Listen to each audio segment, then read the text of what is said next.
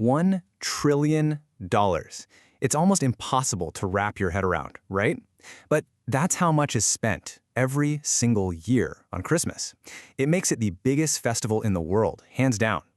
But, behind that absolutely staggering number, there's an even bigger question. And that question is this. If Christmas is supposed to be the birthday of Jesus, why don't Muslims celebrate it? I mean, think about it.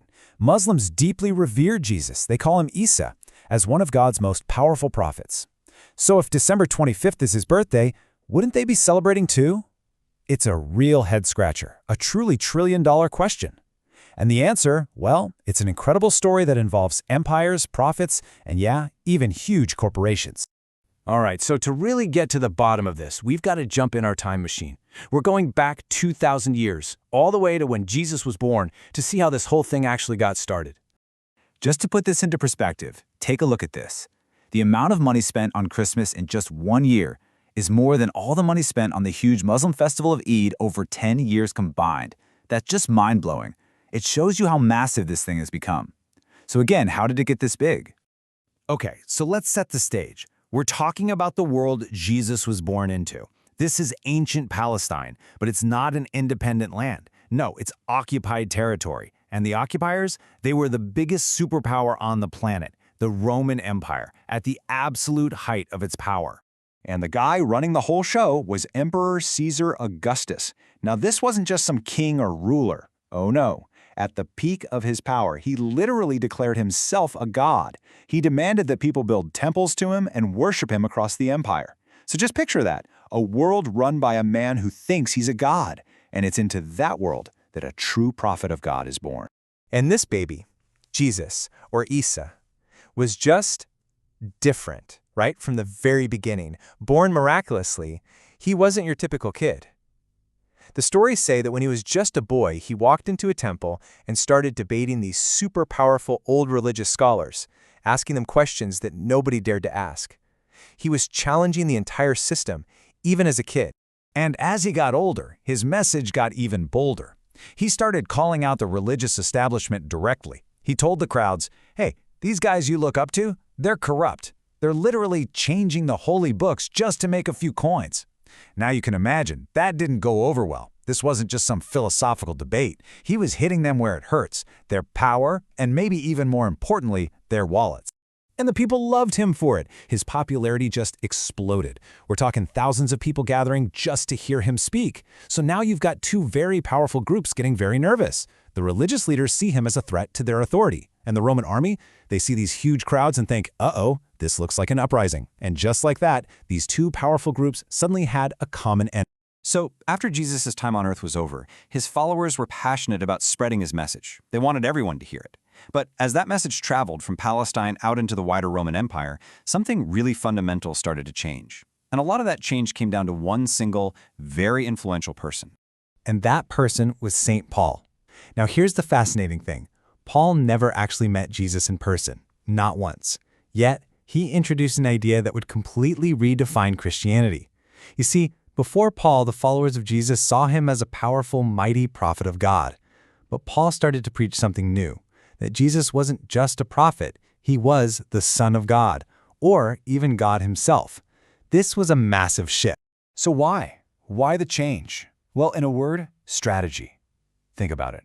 If you want your new religion to catch on in the Roman Empire, you have to make it relatable to the Romans. And what were they used to? They worshipped a whole pantheon of gods, and the sons of gods, like Jupiter. So the message was tweaked to feel more familiar, to make it more appealing to the Roman mindset. Some big adjustments had to be made. And this wasn't just about ideas. It was about image, too. I mean, historically, Jesus was a man from the Middle East, from Palestine. He would have had brownish skin. But the Romans, who saw themselves as the center of the world, were European.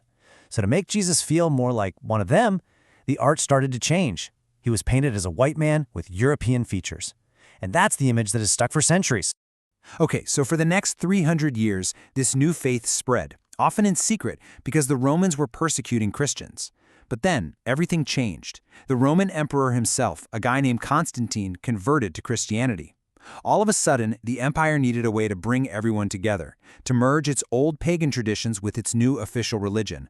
And this, right here, is where we finally get the date for Christmas. You see, long before they'd even heard of Jesus, the Romans already had a massive party in late December. It was called Saturnalia. It was this huge week-long festival to honor their god, Saturn. And what did they do? They had big feasts, they gave each other gifts, and they decorated their houses with evergreen pine trees, because those were the trees that symbolized life in the middle of winter. Does any of that sound a little familiar? It was actually a pretty brilliant move politically. The Roman state basically created a new holiday cocktail. They took their super popular pagan festival, Saturnalia, with its date, its gift-giving, its trees. Then they took the central figure of their new official religion, Jesus Christ. They blended it all together, and voila! They declared that December 25th was now Jesus' birthday. It was the perfect way to unite the entire empire under one big celebration. But, and this is a huge but, this brings us right back to our original question, because the Islamic account of Jesus' birth, in the Quran, offers a very different clue about the timing. It describes his mother, Mary, at the moment of birth, being told to shake the trunk of a palm tree to get food. Now here's the crucial detail. Anyone who knows anything about agriculture in that part of the world will tell you, fresh, ripe dates grow on palm trees during the peak heat of summer. They absolutely do not grow in the middle of a cold Palestinian winter.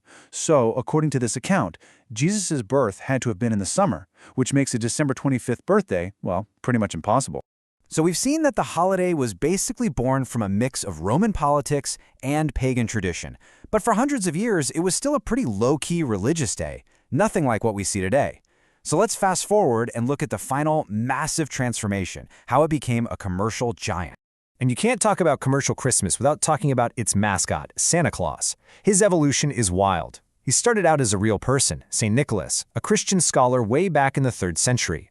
Over centuries, legends turned him into a magical gift giver, often shown in green or blue. That classic red and white suit, the one everyone knows, that was pretty much locked in during the 1930s by a Coca-Cola ad campaign. Seriously.